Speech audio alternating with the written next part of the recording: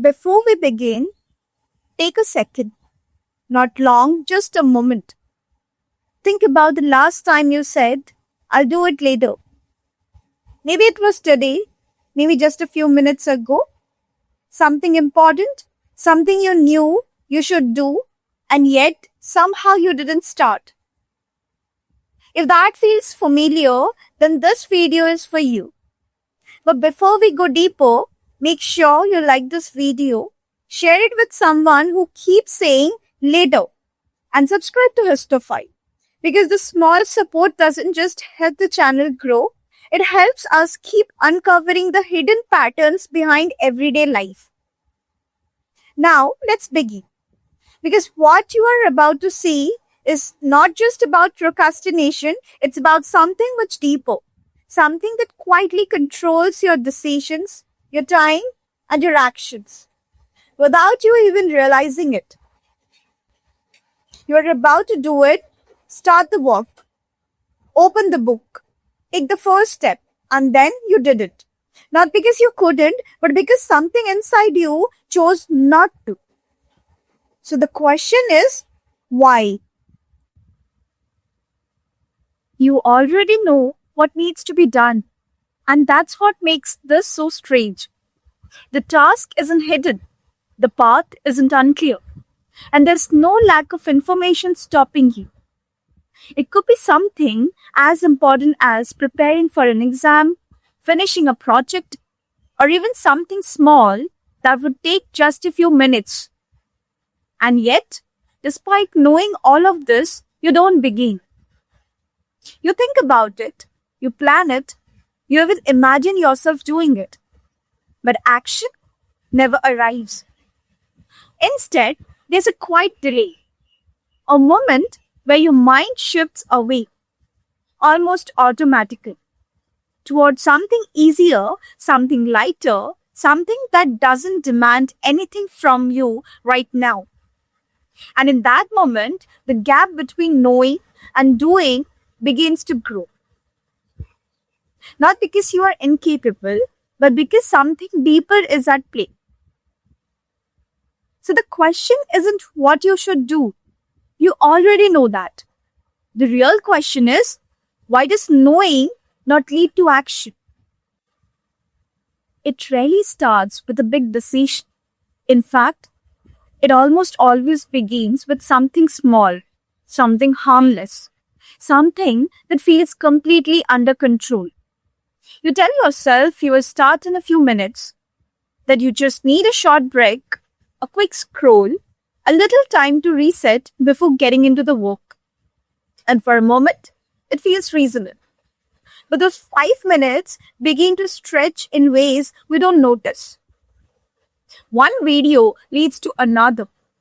One scroll blends into the next. And without any clear boundary or stopping point, time starts to dissolve into the background. What felt like a pause quietly turns into avoidance. And this is where the pattern forms. Not loudly, not dramatically, but through repetition. The phrase, I'll do it later, becomes familiar. Almost comforting because it gives the illusion of control. It feels like a decision, like you have chosen to delay, when in reality, you have simply postponed without changing anything. Time, meanwhile, behaves differently than you expect. It moves quickly when you're not paying attention, and slowly when you're trying to force yourself into effort. Minutes pass unnoticed, then suddenly feel lost, and by the time you realize it, the opportunity you had earlier feels heavier, more difficult, more distant. And so, without realizing it, you start choosing comfort. Not because it's better, but because it's easier to feel in the moment. What makes procrastination feel so frustrating is not just the delay, but the conflict it creates inside you. Because at some level, you're aware of what's happening. You can see the pattern, you can feel the resistance, and yet you still find yourself repeating it. That's because there isn't just one version of you making decisions. There are two. One that exists in the present moment, seeking comfort, avoiding effort, choosing what feels easy right now. And another that exists in the future, expecting discipline, hoping for progress, carrying the consequences of what you chose today. And the problem is, they don't communicate well. The present version of you makes decisions quickly, emotionally, based on what feels immediate. The future version of you, on the other hand, is abstract, distant, almost like a stranger you assume will somehow handle everything later. So when you delay something, you're not canceling it, you're transferring it. And over time, it creates a quiet tension, a feeling that you're constantly falling behind your own expectations. Not because you lack ability, but because the two versions of you are never fully aligned. You're not lazy, you're divided. At the center of all this is something far more fundamental than motivation or discipline. It's the way your brain is wired to respond to rewards. And more importantly, how it prioritizes them. Because the brain doesn't naturally focus on what's important in the long term. It focuses on what feels rewarding in the present.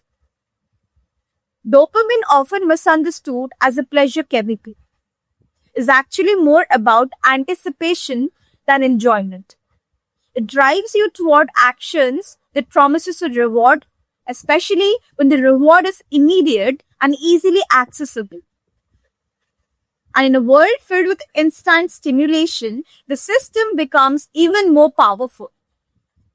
Scrolling gives you something now, work gives you something later, and your brain leans toward now. This doesn't mean you're incapable of long-term thinking. It means that the system inside you is constantly pulling you toward the easiest available reward, especially when the alternative requires effort, uncertainty, or delayed gratification. And when this happens repeatedly, your brain starts learning a pattern, choosing what is instantly satisfying over what is meaningfully beneficial. One of the most subtle reasons procrastination happens is because of how your brain perceives time. Future rewards, no matter how important, feel weaker compared to what's available right now. Not because they matter less, but because they feel less real. The benefit of starting today exists in the future. The comfort of scrolling exists right now. And the brain treats those two very differently. In fact, it often behaves as if the future doesn't fully exist at all. It discounts its importance, reduces its urgency, and prioritizes the present moment in ways that feel completely natural, even when they go against your long-term goals. So when you say, I'll do it later, what you're really doing is shifting responsibility to a version of yourself that feels distant and disconnected. And because the future version never feels immediate, the urgency to act never fully arrives. Your brain treats the future like it doesn't exist. But beneath all of this, there's something even deeper. Procrastination is not just about avoiding effort. It's about avoiding emotion. Because starting something important often comes with discomfort.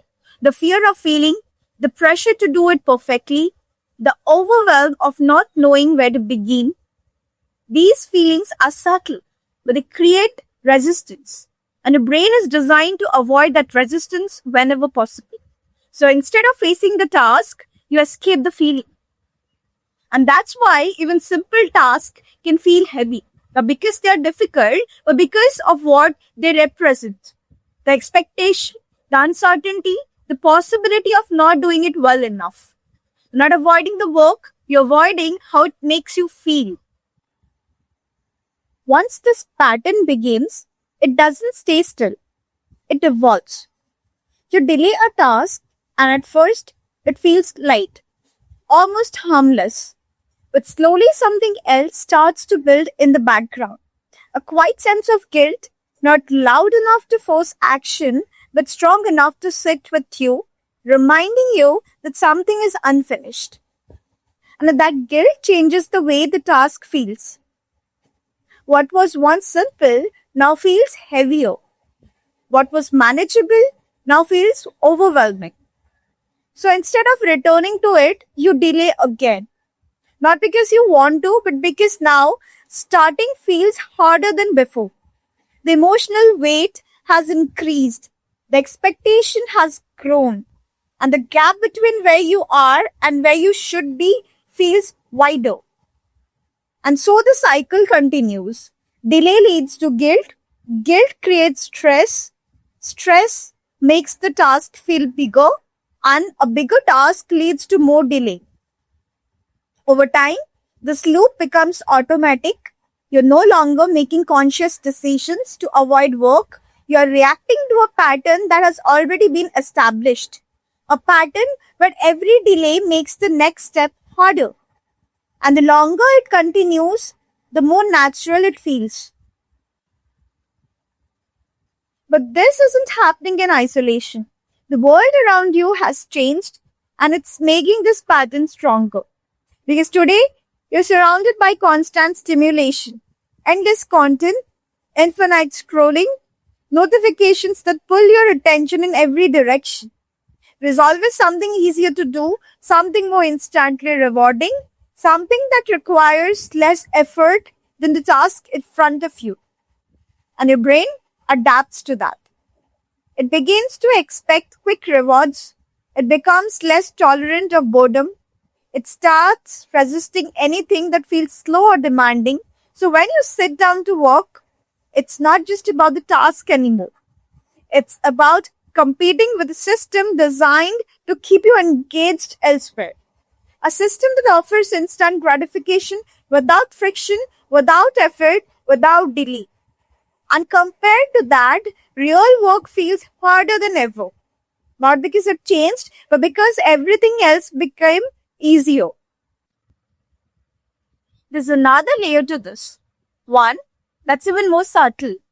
The belief that you still have time, that you can start later, that you can fix it tomorrow, that there's always another chance waiting.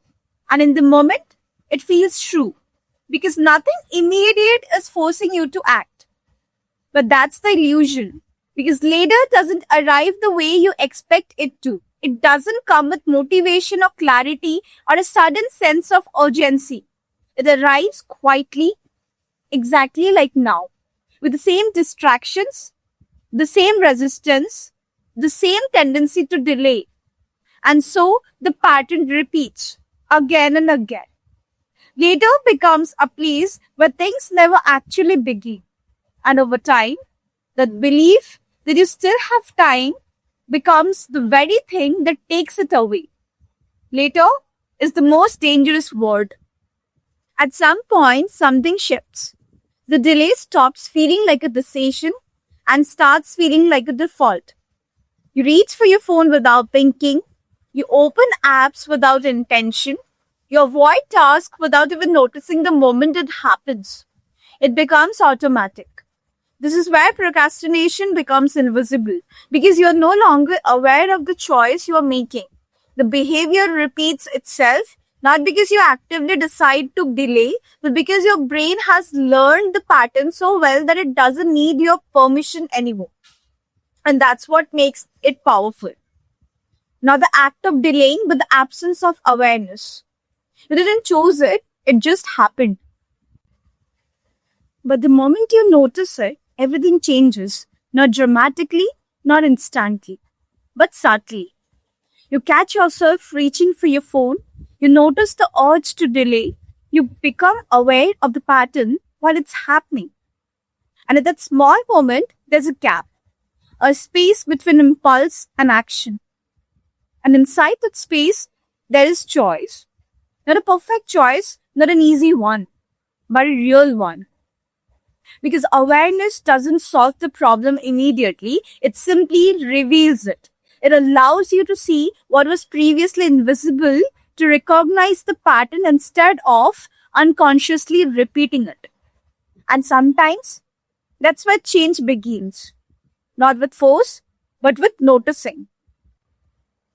So now we return to the question, not about productivity, not about discipline, but about control. Because everything you have seen, the delay, the loop, the emotion, the system, it all leads to this one point. There is still two versions of you. The one that seeks comfort and the one that seeks growth. And every time you delay, one of them wins. Not permanently, not completely, but enough to shape what happens next. So the question isn't whether you know what to do, you already do. The question is which version of you is in control. And now you go back to your normal life, back to your routine, back to the same screen, the same habits, the same quiet decisions no one else sees. Nothing around you changes, but something inside you should. Because the next time you say, I'll do it later, you'll notice it. That exact moment, that small shift, that silent decision, the one that usually goes unnoticed. And for the first time, you will see it for what it really is. Not laziness, not lack of discipline, but a pattern, a loop, a system quietly running in the background. And maybe, just maybe, you'll interrupt it. Not perfectly, not every time, but once is enough. Because one moment of awareness can break hours of unconscious delays. So the question isn't whether you'll procrastinate again. You will. The real question is, will you notice it when it happens? If this made you pause even for a second, then don't just scroll away. Like this video, share it with someone who keeps saying later, and subscribe to Histofy because the small support helps this channel grow and helps us keep uncovering the hidden patterns behind everyday life. And tell me in the comments, what's one thing you have been delaying right now? Because maybe this time you won't.